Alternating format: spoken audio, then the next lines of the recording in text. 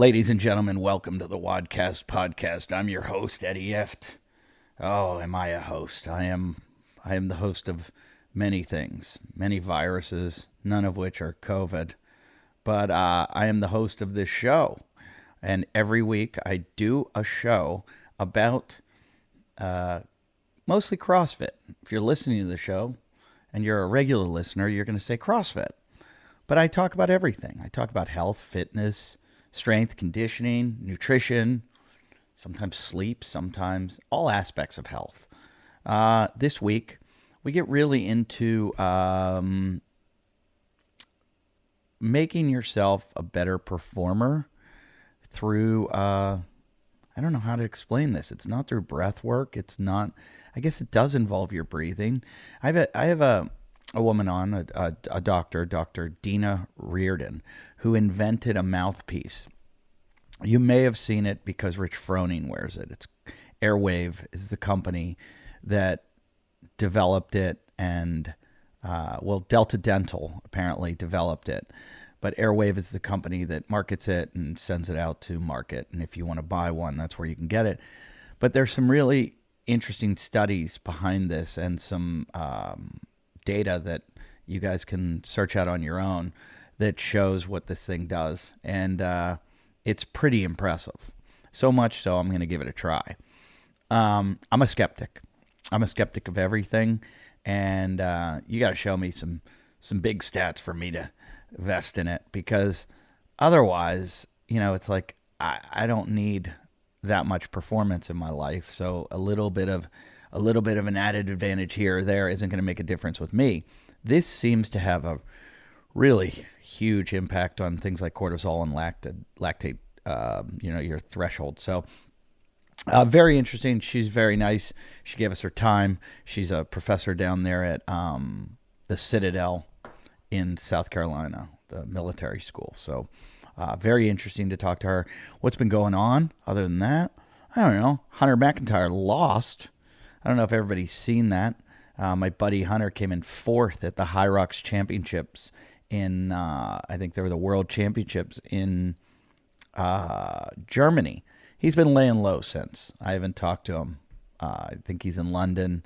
Hunter, come on, give me a call. Let's talk. You can't win them all. I want to hear what happened.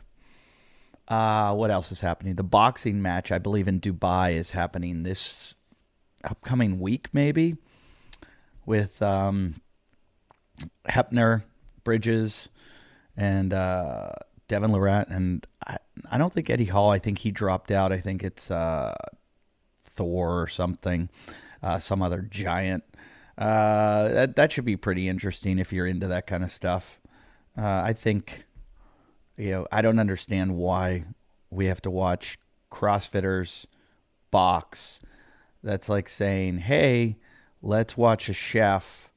I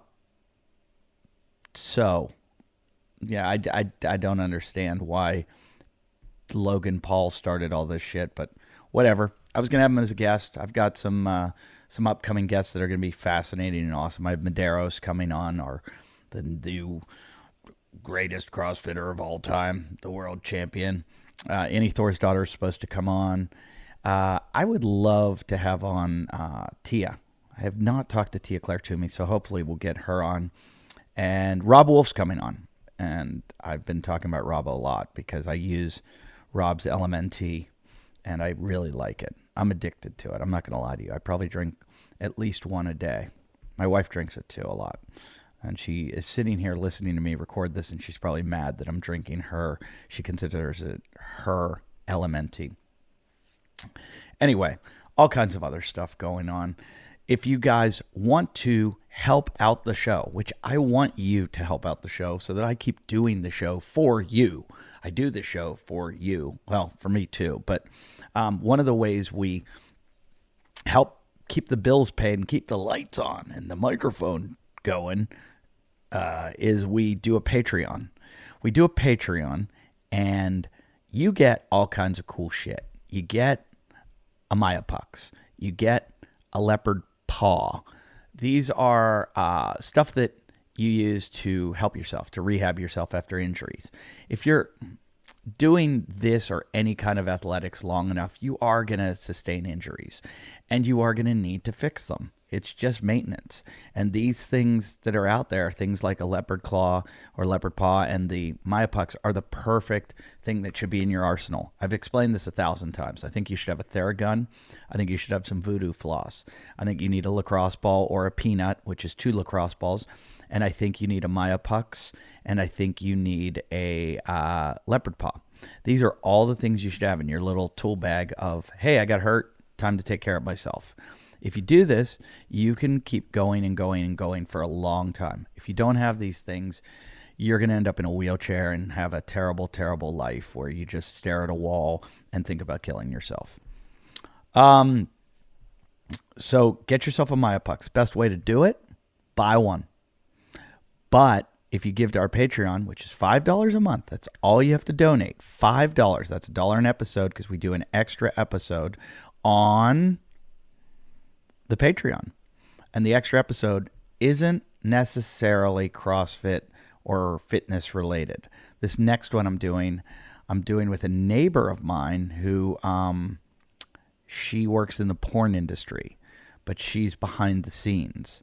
And her mother is a very, very famous photographer, Suze Randall, who was, I haven't even put a date together, but we've just talked about doing it. Ernie Machete, who you all know, works on her show. Holly Randall is a director of the porn, and I think it's pretty interesting. It's been a family business forever, and her mom was one of the first photographers for Playboy, and has had a pretty incredible life. I just really want to delve into like what it's like to be behind the scenes and making money in that industry now, like where it is and how the money's made, because everything looks to be free, if you know what I mean. I mean, I wouldn't know, but hey. So you can get those extra episodes along with the chance of winning a myopucks or a leopard paw. We almost didn't have one to give away this week, so that's a little hint that maybe you should sign up. I'm going to congratulate Mike Miller. Mike Miller, you won yourself a leopard paw and a myopucks. And if you can send me a message at WODcastpodcast@yahoo.com, we will get Troy and the people over there at myopucks and leopard paw to send those over to you right away. All of you other people, if you have donated, I just want to thank you. Thanks for supporting the show. It takes a lot to keep this thing running and buy new equipment like this Shure microphone, and hopefully it sounds better. Let me know if you think the show's sounding better or if it still sounds like crap, because I updated a lot of the equipment. There's going to be a new camera so that when you watch it on YouTube, it looks much better. And, I mean, stuff like that. So this stuff costs money, and I don't want to sound like a beggar, but that's the society we live in. I am back to touring. Sometimes my dates get canceled. Rooster T. Feathers up in Cupertino, sorry, got canceled. The club's not open. My date in Plano, Texas, canceled. The club is not open yet. They're under construction. We're going to postpone that to later in the year, just as we will Roosters. However, I've got all kinds of dates on the book if you want to come see me live. And I have gotten contacted by CrossFit gyms, which is great. A number of clubs have contacted me lately, one in Omaha and one in San Diego. So they want to do something. They want to put something together. Like I said, I can come to your gym. If you want to put together an event where you guys charge money, maybe we can split the door, and I do a show in your gym, I will do it. Say I'm coming to town. I'm doing Thursday, Friday, Saturday at the comedy club. Maybe I can come to your place on Sunday afternoon. Maybe we can do a show Sunday night, Sunday morning, Saturday afternoon, whenever, at your gym. You invite all the members, charge them, whatever we charge, and then we just can split it.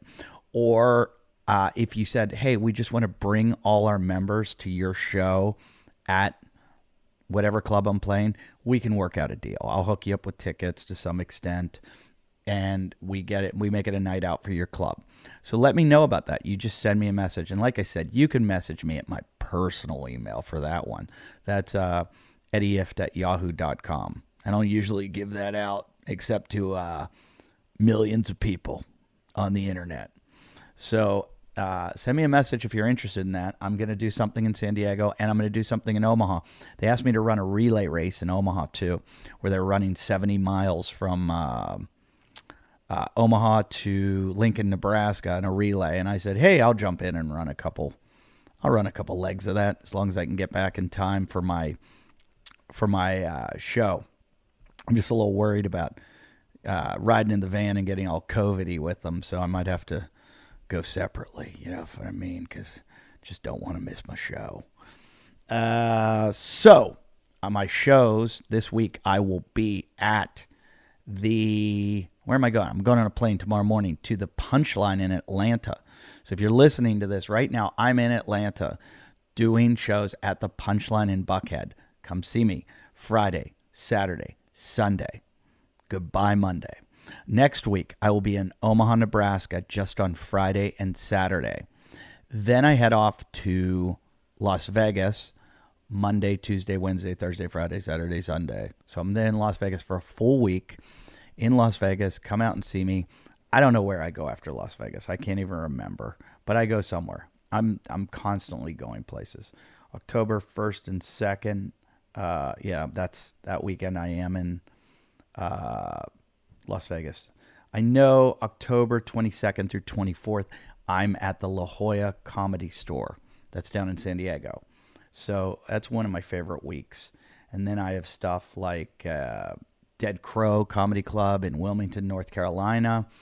I'll be heading to Naples, Florida, Off the Hook Comedy Club. Key West, I'm doing the Key West Comedy Club. And then I think after that, I head to the comic strip in Edmonton, Canada.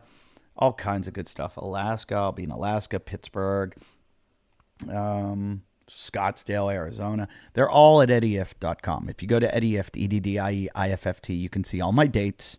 You can come see me live. We can hang out. We can bump elbows, and we can maybe drink a beer together or something like that, or have a protein shake. You exercise weirdos. But other than that, I'm just going to keep this show rolling right now with our amazing guest and lots of good, interesting information from Dr. Dena Reardon. And this was a serious one. I didn't find myself being able to be too funny because I was scared of her. No, I'm joking. She just seemed like a very straightforward person and had some, interesting, research that she'd done, and I didn't want to sit there and do fart jokes. So enjoy the show. Like I said, if it's not informative, it's funny. If it's not funny, it's informative. I hope you find this one very informative. And, I'm going to try. I'm talking about going back to my old show of talking shit, or some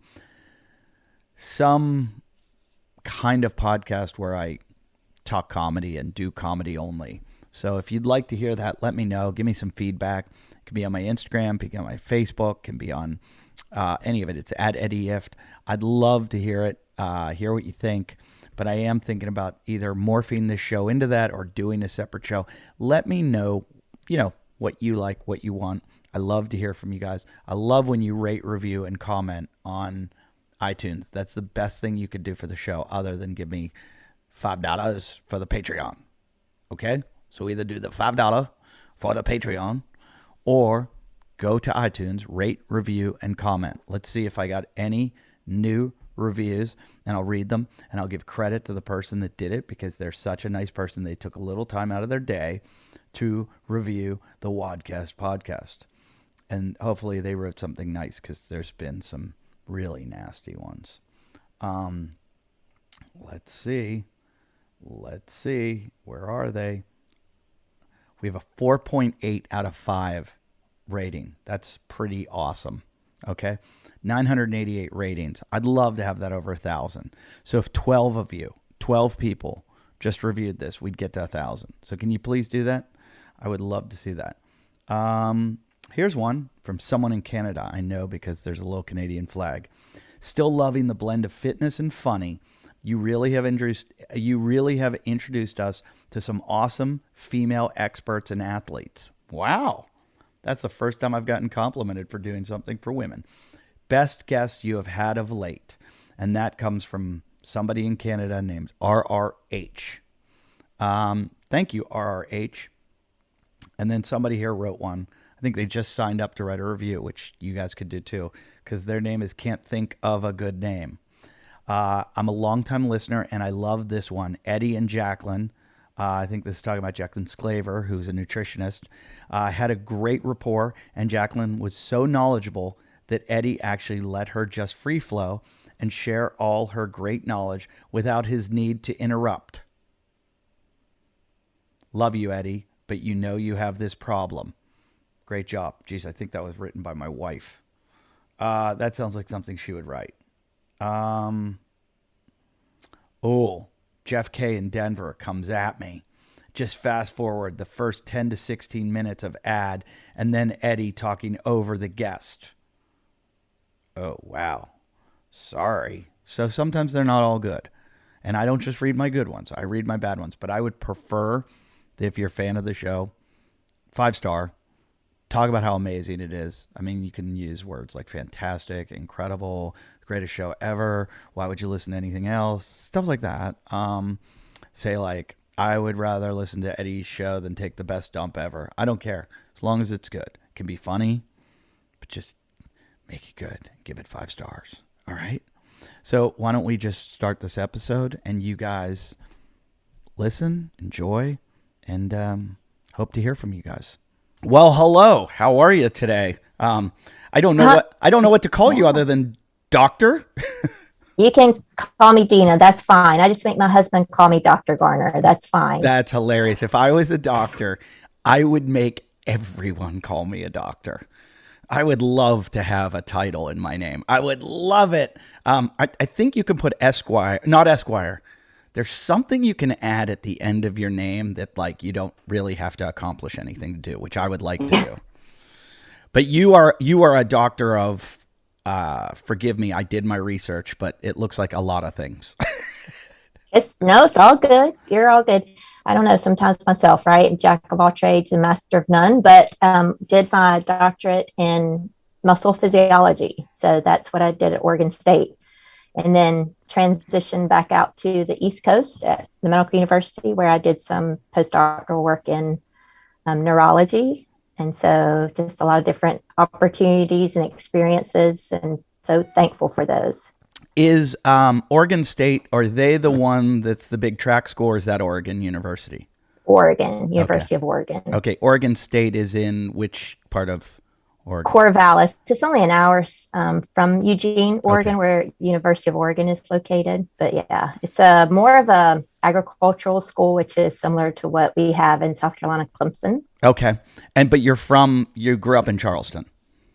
I did not grow up in Charleston. I grew up in the upstate of South Carolina, so on a farm up near Greenville area. Oh, I know Greenville. South Carolina. Yeah. Yep. My in-laws are from North Carolina, so we spend a lot of time they're in Charlotte, so right over the border practically. Love Charlotte. Yes. Yeah, nice. So you're at the Citadel now. I am. Which is a military school, correct?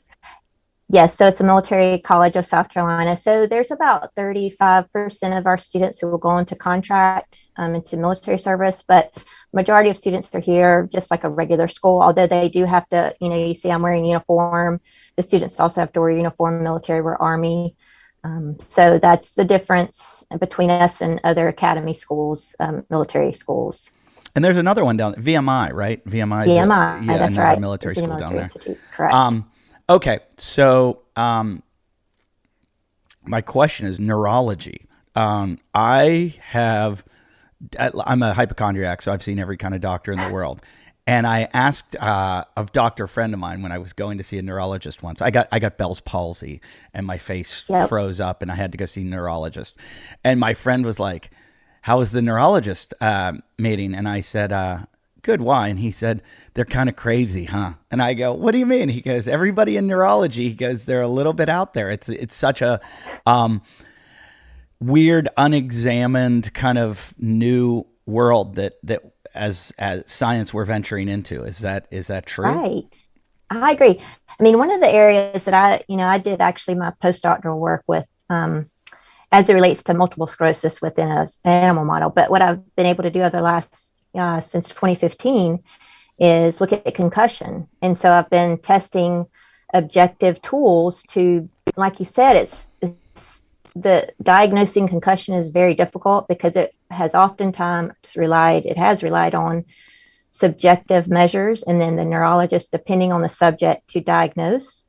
And so now, based on this research I've been doing since 2015 with the blink reflex response, so if we initiate the blink reflex, then that tells us a lot about the brain and the pathways because your visual pathway goes all the way to your brainstem. So we've begun to delineate these differences in a concussed versus a non-concussed individual, which is really helpful, right? And when we diagnose and when we treat, because we don't want to send a player back out to the field or even military individual back out if they're not completely where they need to be recovery-wise. So that's what, like you said, with neurology, it's so fascinating and it just evolves on, it feels like a daily basis, right? With what we're understanding about the neural pathways and just love being a part of it. And even my small space, right? I don't know enough about it to talk intelligently. So what is the blink reflex? What is that you're talking? So what we're doing is I worked with the medical university and they designed a machine that basically captures the videography of your blink reflex. So when I initiate the blink with a puff of air, I'm recording the videography of that. And then what we're finding is differences with if I stimulate, say, your right eye and how your left eye responds, because there's communication pathways between the two, we're seeing differences with a concussed individual and a not concussed individual because of the various things that happen with concussion. Oh, wow. That's very interesting. It is. Yeah, and I know many people, not in the CrossFit world, but I have family that NFL, and I have friends, action sports guys that have, they don't talk about it as much in that world, but there's just tons and tons of concussions. And also in the surfing world, people think concussions happen from hits, but a lot of it's like brain rattling and big waves take a guy down and tumble them around. And for years we've been saying, isn't there a concussion happening there? And people are like, oh, they didn't hit anything. And it's like, you don't need to hit anything. You rattle your brain hard enough. Maybe you know this, maybe you don't. I'm just curious. I've heard that it's not the big hits that matter in, say, football. It's the multiple small hits over time. We're exactly right. And what we're also looking at is this subconcussive events that occur, the repetitive events, like you mentioned, as well as returning a player back to play and then having that play and maybe there's a greater risk for another concussion if you send them back too early, if the brain hasn't healed. And again, like you said, those multiple concussive events have a very disastrous effect on the brain. So we're really beginning to see, like I said, if we can diagnose it and treat it in a more objective measure than what we've typically done, then it's only going to help the military and the athletes civilians also. So with take something like CTE, I've heard, and again, I'm no scientist by any means. I'm hardly even a comedian. But what I've heard is that they can't really diagnose it till afterwards, till they're able to do like a biopsy on the brain and look at the gray matter or whatever it is in the brain that they can see. But they can't really diagnose it while they're alive. Is that true? And again, I don't know as much about CTE, but I know they're developing blood markers for potential, like diagnosis of that outcome. And again, that continues to evolve over the more research we do. So it's like I said, when you diagnose it in that way, of course, after you pass away, that's when they're going to get the understanding with the imaging and biopsy. So it sounds like the brain is just like any other muscle, that when it has an injury, you should kind of rest it. I talked to my class about that. You're right. And you think about, okay, if you're activating your biceps, your brain has to communicate to your biceps, but those neural pathways are there so that your muscle contracts.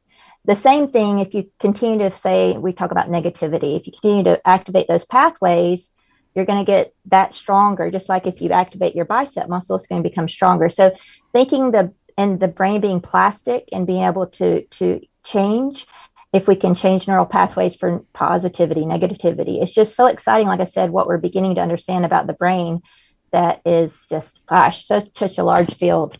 Yeah, it does seem really interesting because, I've like everyone else in the world had a little bit of anxiety and just started reading about, the neural pathways and how the anxiety is created and what's happening with adrenaline and this and that, and was able to kind of, I don't want to claim that I cured my anxiety, but I don't have it anymore like I did. And I feel like it was by having a greater understanding of what physically my body was doing.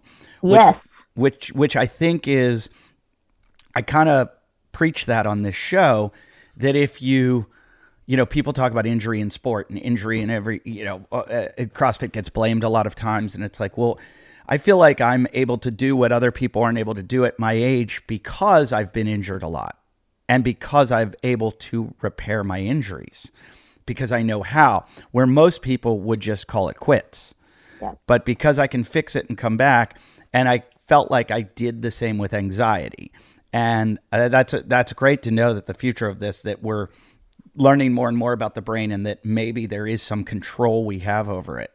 Yeah, it's that mind-body connection. I mean, in anxiety, everybody should have experienced that during COVID tenfold.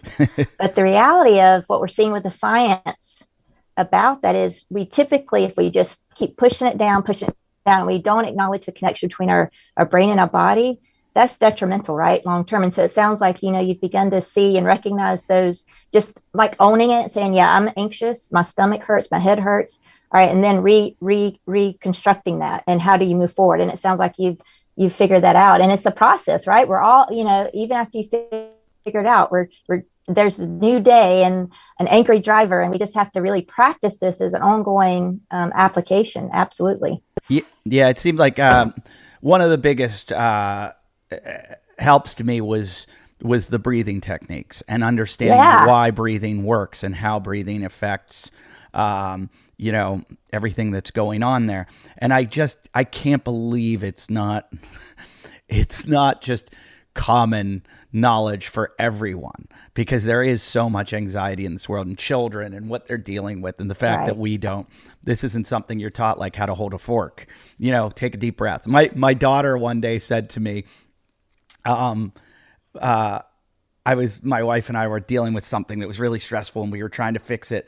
And she goes, guys. And she was like 4 years old. She goes, stop. She goes, smell the flowers, blow out the candle. She goes, smell the flowers, blow out the candle. Love it. And I went, where did you get that? She goes, that's what they tell us at school. And so some schools are, but I think that's a really good way to just so simplistic to teach little kids, take a deep breath, exhale, and things you'd be surprised how much. Yeah.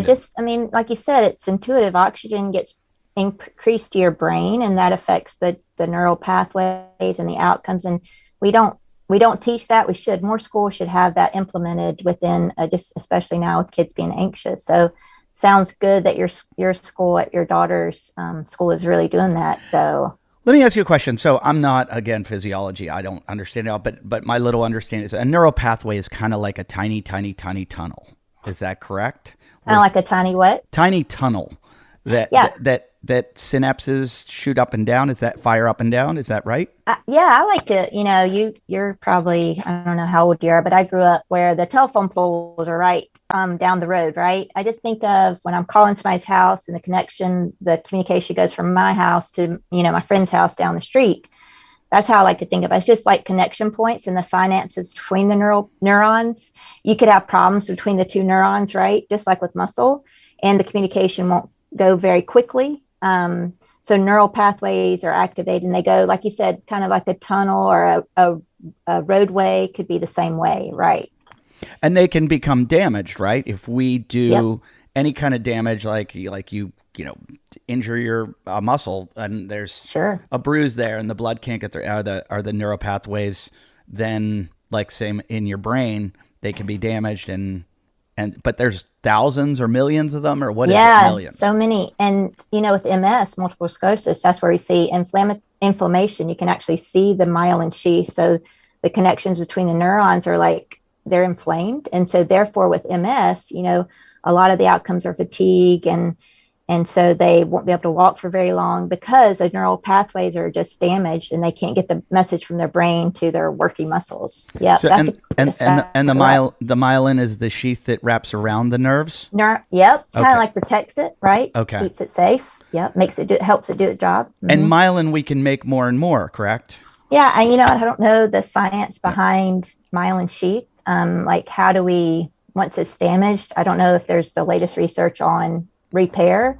I know there's drugs that intervene, for example, with multiple sclerosis, but I haven't read the latest research because it's been several years since I did my doctorate on multiple sclerosis. But yeah. So let me ask you, I'm just curious about this before we get into talking about your expertise on what you're working on. And the MS, when you're talking about inflammation, all we do is try to talk about anti-inflammatory foods and reducing inflammation in your body. I mean, is this something that, that is lifestyle oriented? Is MS brought on? It's a hereditary? What is it? Yeah. Typically what we're seeing, if the research is, you may have a genetic marker for it. And then they've even noticed with move, like if you change and move in the latitude of where you are in the United States, something about the climate affects and causes it to be exacerbated for whatever reason. Wow. Again, there's not a lot of, it's been a while since I've read the latest research with MS, but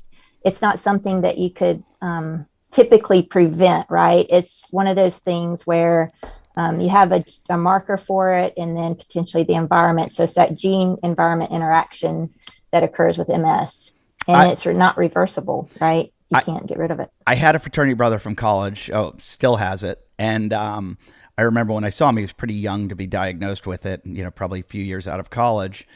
And we were talking and somehow we got on the subject of, I, like a lot of CrossFitters, do a Paleo Diet, which is an anti-inflammatory diet. And he told me that he was seeing a lot of success with that. He had gone into that. His doctor or chiropractor recommended it. And that it had really helped him with his MS, and that he said it stopped his tremors and stopped this and stopped that. So, you absolutely, and to that point, there you can with anybody, right, whether you have MS or not, but the inflammatory response is exacerbated by the things that you are doing within your body, taking, eating, that sort of thing. Absolutely. Do they treat MS at all with steroids? I don't know the latest treatment for MS. I imagine there's some things around the drugs, but I won't be able to say definitively. Right. I feel like every time there's an inflammation going on in your body and they can't beat it, the doctors are like, all right, let's just give steroids. Here you go. It's like, why didn't you start with that? And I know they don't start with that because of all the side effects, but it just seems like somehow, and again, I'm just an idiot that tells jokes. Somehow that there's some kind of link between this, steroids and killing this inflammation, that somewhere down the road, they're going to figure out, wow, hey, this, inflammation causes all these different diseases and conditions, and steroids have this. And I'm not a proponent like saying, oh, it's steroids. I'm just saying some kind of link. I sound crazy right now, but my buddy who's crazy insisted to me that I should walk in the grass and the dirt all the time because it lowers your inflammation like 25%. I said, you're out of your mind. You're insane. I've not read You're that. Insane. That's cool. So I started reading and I found, NIH studies and all these clinical studies proving that basically because the earth gets hit with lightning, millions of times a day, and our bodies are electrical, that we are able to absorb somehow and reduce. I wish I had studied in school. I know nothing. I forget which one, the neutrons, the proton, one of them that you want to lower to lower your Electrons. inflammation in your body or something. And so you do that by walking on either wet grass, dirt, or sand. And What? yeah. And I had not read. I've never heard that. so I That's- called him insane. I was like, Yeah. crazy Bobby. I have him on the show all the time. I'm like, you're a mental case. This is impossible. And then I started reading into it, and there were many studies saying that. And when they say, oh, it reduces inflammation up to 25%, that's where I start to be a cynic, because I'm like, what? How are you calculate? This seems epidemiological. This doesn't seem like there's a How are you going 20? Where'd you get your number? 25%. Yeah. Like, I feel 10% better today. I feel less, or if they took their blood markers and found their inflammation, whatever it was. But the studies seem to. I'm one of those guys. I'll read a study and I'll start the first paragraph, and about maybe through the second paragraph, I go all the way to the bottom and read the summary. I cannot make it through a clinical study. So might be interesting for you. I'm going to read up on that. You've got me. I love to learn something new every day. And there you go, Eddie. You just give me something to check into. Hey, guys, I want to talk to you about a company that I am well aware of because I found them. I went researching years ago. I went on the internet and I did what I do. And I said, I'm so sick of all these protein powders that have all these ingredients that I've never heard of. And I don't want to take them because I want to eat clean. I want to eat good, but I also want to build muscle, get stronger, and I need protein. Where am I going to get it? So I looked at all the different protein powders out there, and I decided on one called Naked. Naked is from Naked Nutrition. I currently do the chocolate one. I like the chocolate. I feel like it tastes the best. And it's a supplement company that basically, they're the best. They have no artificial additives at all. If you want the fewest and purest ingredients anywhere, it's Naked, okay? So you know exactly what's going into your body. The guy that started the company was a former college athlete, like someone else I know. And he felt like me, like, why do all these protein powders have such like crap in them? And so he went out and developed this, and he started Naked Nutrition with 5 single ingredient supplements, like Naked Whey, which is my favorite. That's the one I use all the time, which only has 1 ingredient, grass-fed whey sourced from small California dairy farms. So they're getting the best cows to make you the best whey from their milk. And these cows are eating grass all day. So they're high in the omega-3 fatty acids. It's simple, people. This is the kind of stuff you need. Now they've got over 40 different products, including a wide range of protein powders, supplements, but their commitment to transparency and the fewest and purest ingredients remain the same. So here's the deal. Whether you're working towards a new 1-rep max, improving your burpees, or hitting a new PR on the rowing machine, what you put in your body directly impacts how you feel and the results you get. So Naked Nutrition is committed to shortening the steps between their farms and you. And if you want to get 10% off your first order, I just had my nephew do this. I told him, I said, go to nakednutrition.com and use WODcast 10 at checkout. You're going to get 10% off. Okay? So you're getting a little break thanks to us. And you're also getting really, really, really good protein. And like I said, they've got all kinds of other supplements on there. Check them out. Incredible stuff. Again, it's nakednutrition.com. That's nakednutrition.com. And put in WODcast 10. That's going to save you 10%.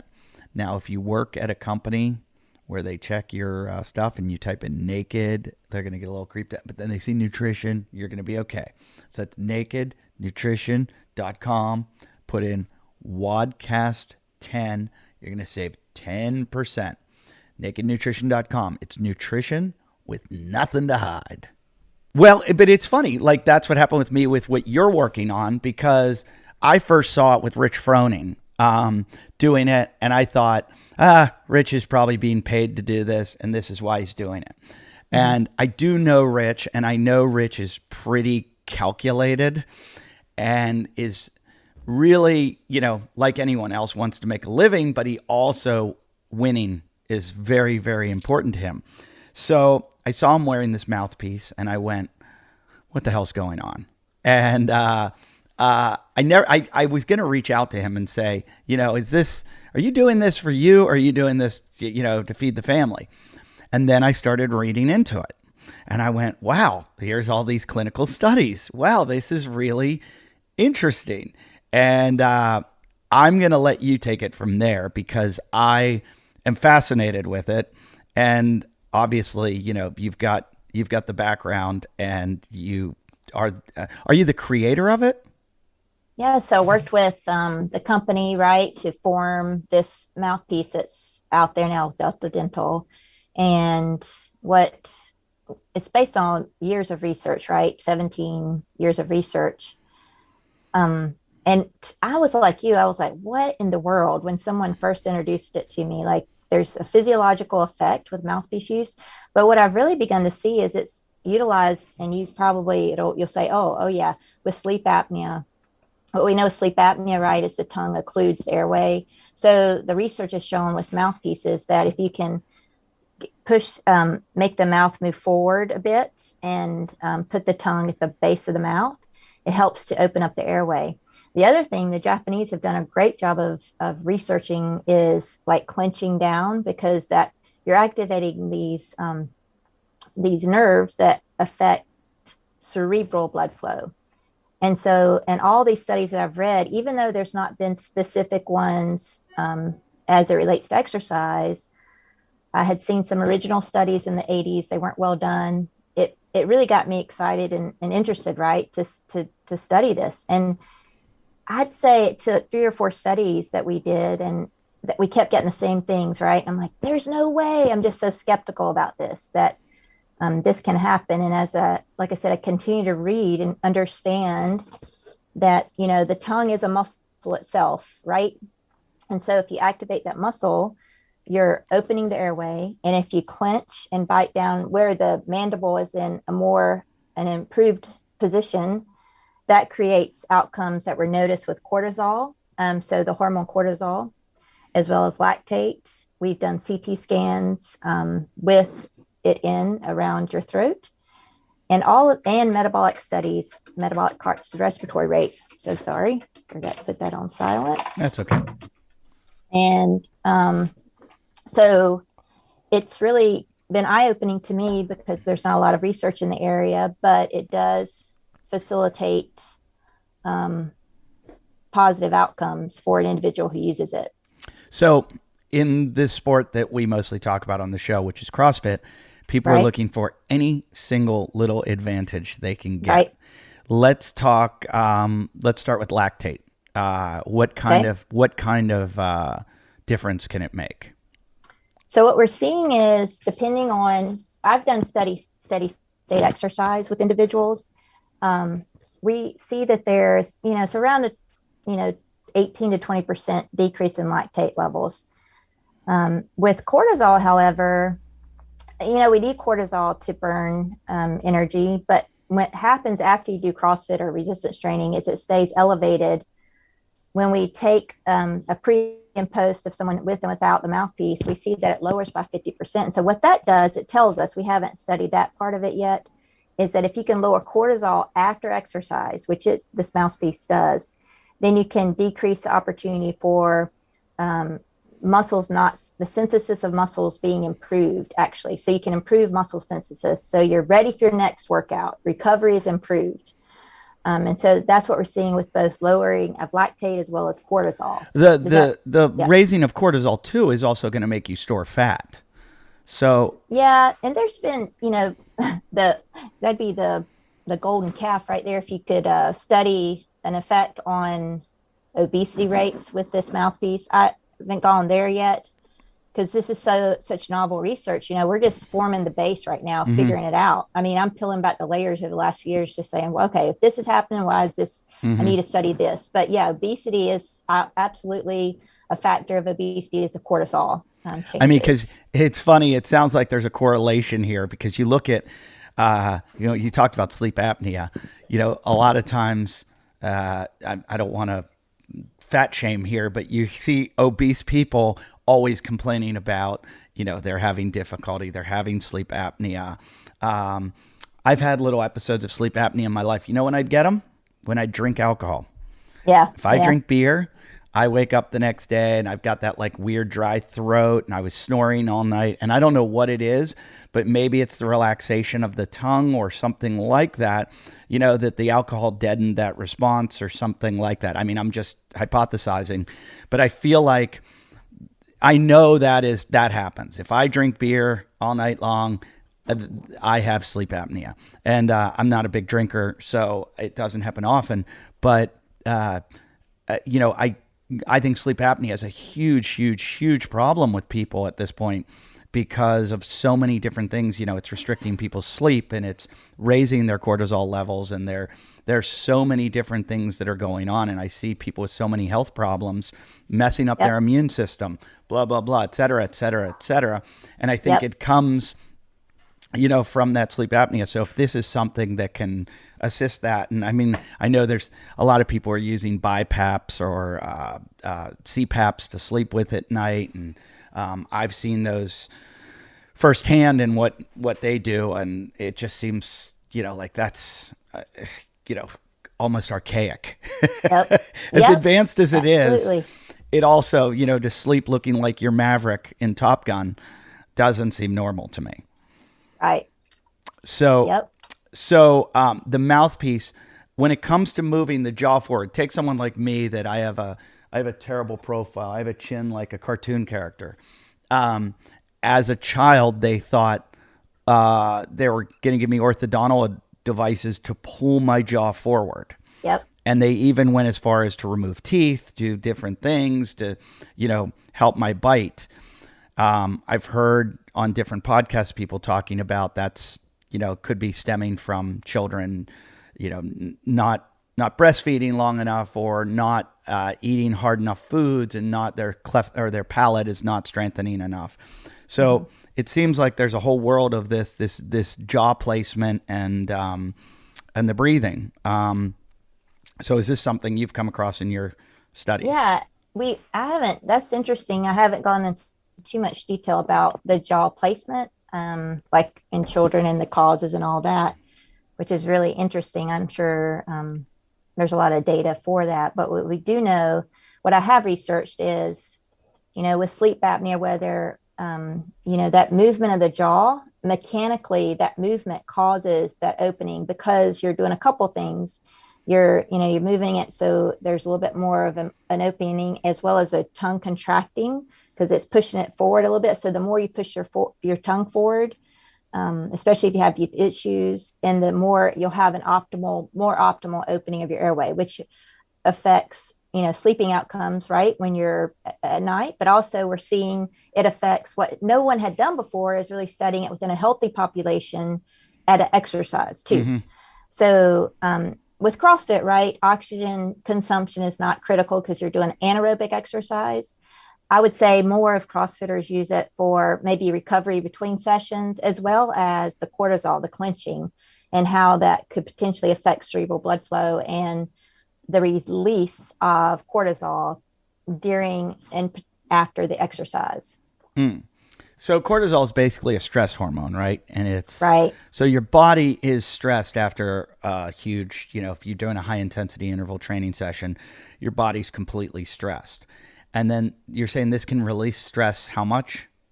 We've shown there's two different studies, one with blood and one with saliva, where it's around 50%. Wow. It's amazing. Wow. I mean, I could show you the charts. It's like we did the first study and we're like, okay, we're going to do it again with blood because we controlled everything with saliva. We'd had 28 subjects and we controlled what they ate and the timing and all that. And so we felt good about the results, but we're like, man, this is just phenomenal. But it does support. So let me come back to that. But so then we did a blood study, which is even more reliable on changes in cortisol. But what it does support is the subjective data people were telling us about the mouthpiece. I feel better, recover better. I do my next exercise better. And so that's just one marker of potentially what could be causing that. There's more things we can study, but just even getting that information is huge, right? It's telling us a story about how potentially, like I said, the Japanese have demonstrated it, that you're seeing increases in cerebral blood flow with clenching. And so that's just another indication of how it can affect an athlete.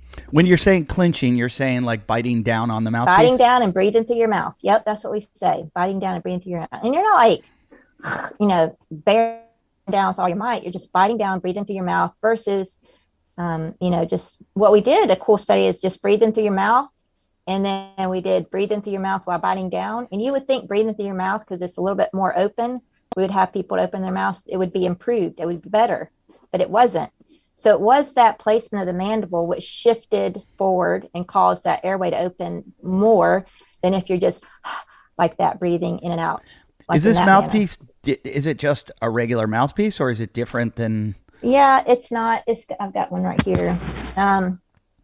See if I can get it up here. So it's got, basically what we did is, the company is, you created this bar and it goes behind the teeth and it allows you to put your tongue underneath this little bar. Okay. So that you can place it and the tongue will contract.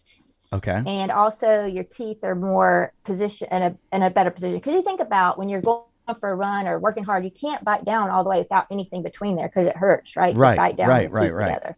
So that allows you to bite down and create the outcome that you see with the research. Okay. So there's a lot of research, and a lot of one of the big hot topics now is nasal breathing. Have you done any research with using this with nasal breathing? The nasal breathing, the research, which intuitively it makes sense, nasal versus the oral. So typically when exercise gets harder and harder, you start to integrate both nasal and mouth breathing, and that actually improves respiratory parameters better. And I haven't read the specific nasal breathing, because intuitively, if you have two openings, you're going to get more oxygen better than if you just have one. So again, I'm not sure what they're saying. I've heard people say the nasal breathing.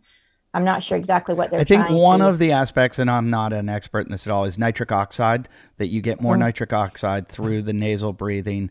I think one of the things that I've talked to a few experts in it, and they'll talk to me about, basically, if you want to stay aerobic, you stay in nasal breathing. When you go over nasal breathing, you're in anaerobic. You're requiring oxygen, and you're no longer, burning fat, and you're using glycogen, and so it's almost like a little way of, rather than checking your heart rate monitor, it's a little way of saying to yourself, I need to slow up, or I need to. And one of the things is, if you just go nasal breathing, you're going to have a much better recovery rate. The next day you're not going to feel. And I have found that, and I trained for a specific race doing that, where I stuck with my nasal breathing too. I've never had an aerobic capacity. I've always been an anaerobic performer. I've, from just power and explosiveness, and not been into stamina or endurance at all. And it was a weakness of mine. So when I started doing that, it forced me to slow down, and it forced me to build up an aerobic endurance.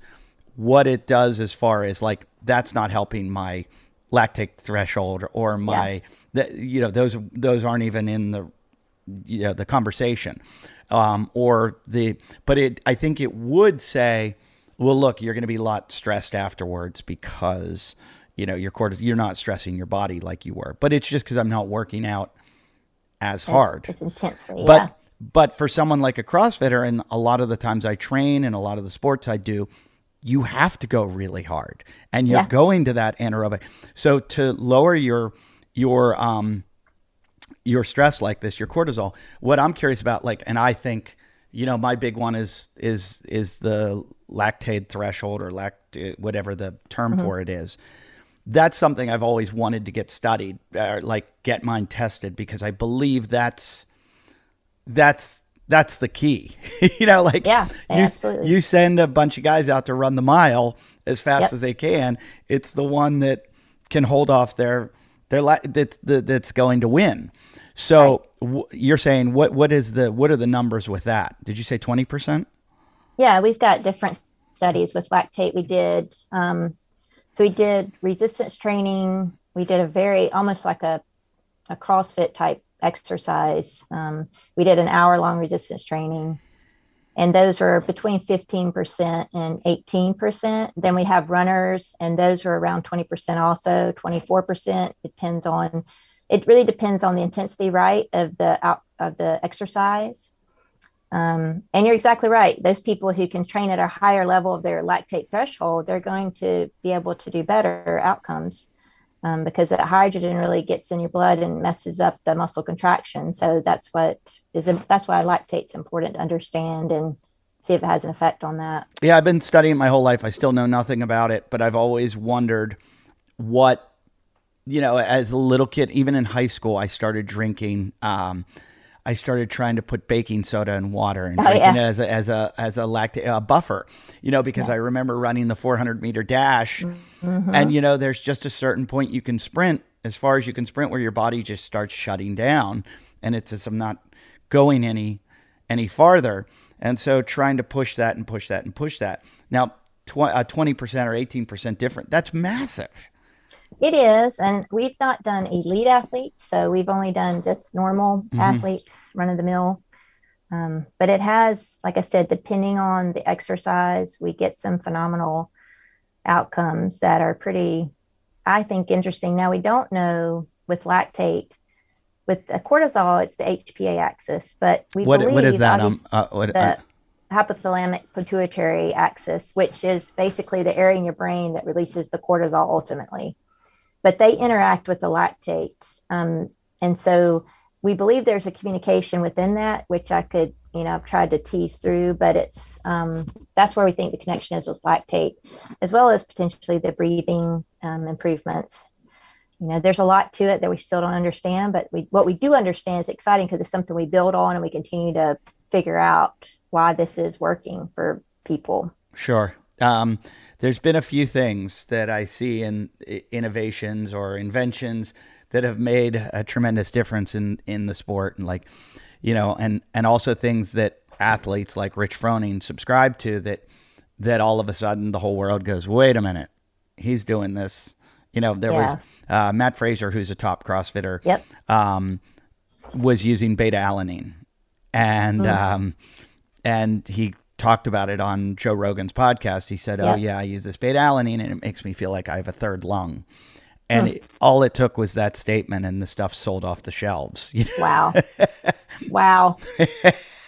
So I have tried beta-alanine, and it is, I don't know how to describe it other than I felt like I was on cocaine. Like really? I just felt like I can't handle caffeine. I don't even drink caffeine because I'm already a very high energy type of intense person. And so caffeine takes me to the next level. And it also, even if I did it in the morning, I have trouble sleeping that night. I am just so wound up. Yep. So when I took beta-alanine, I felt like there was a tingling, there was this buzz that I had, and I don't know if it helped my exercise, but I assume it did. It wasn't a structured environment to compare it against. Like, it wasn't like, I ran a mile every day and all of a sudden I did the beta-alanine and I took 15 seconds off my mile time.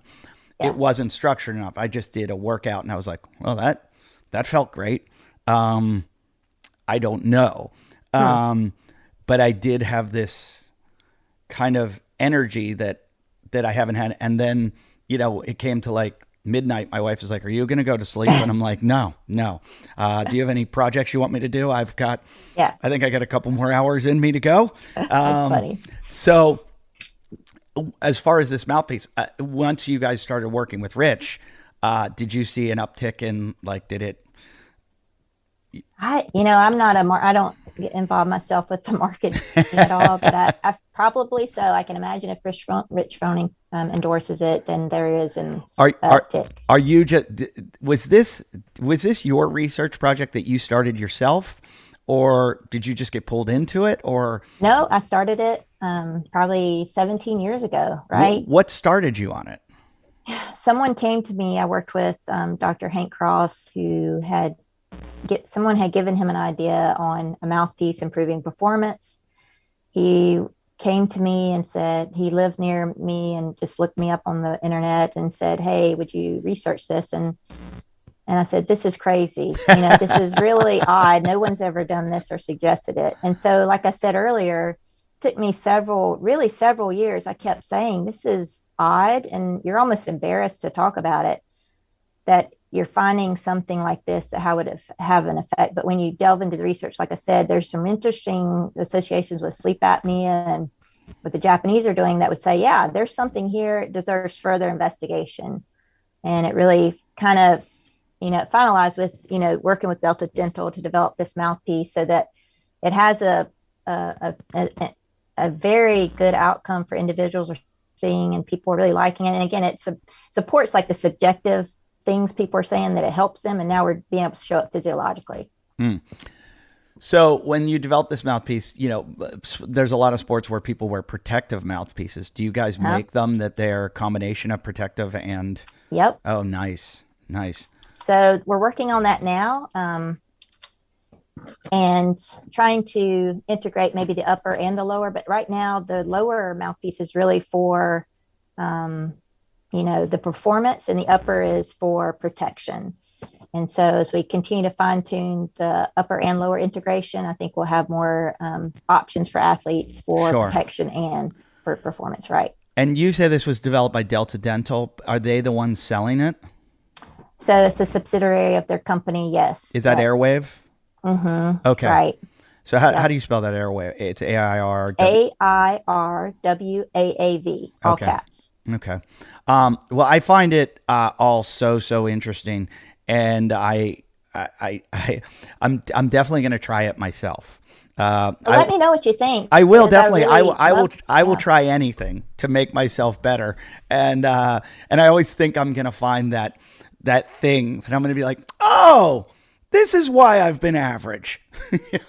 Like if I had only known that it was just my tongue is too relaxed and I need to clench my jaw.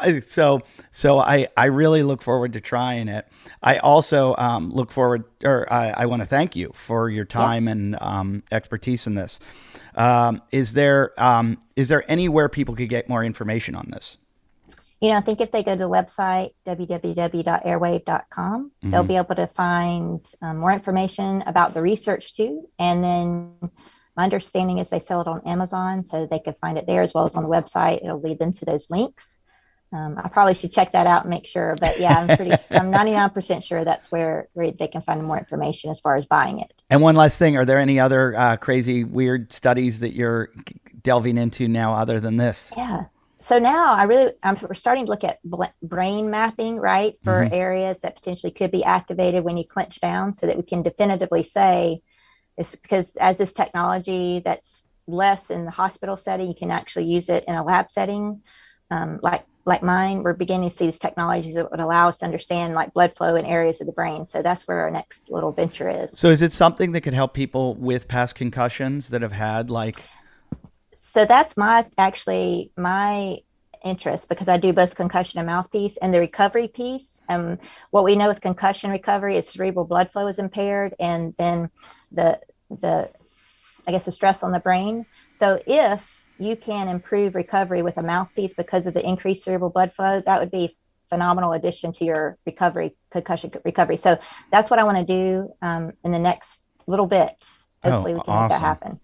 Awesome. Well, Doctor, I appreciate your time. Thanks for being on the WODcast. Everybody, thanks for listening to the show. Check out Dr. Garner's work. Check out the Airwave, and you guys know what to do. Rate, review, comment, and thanks for listening.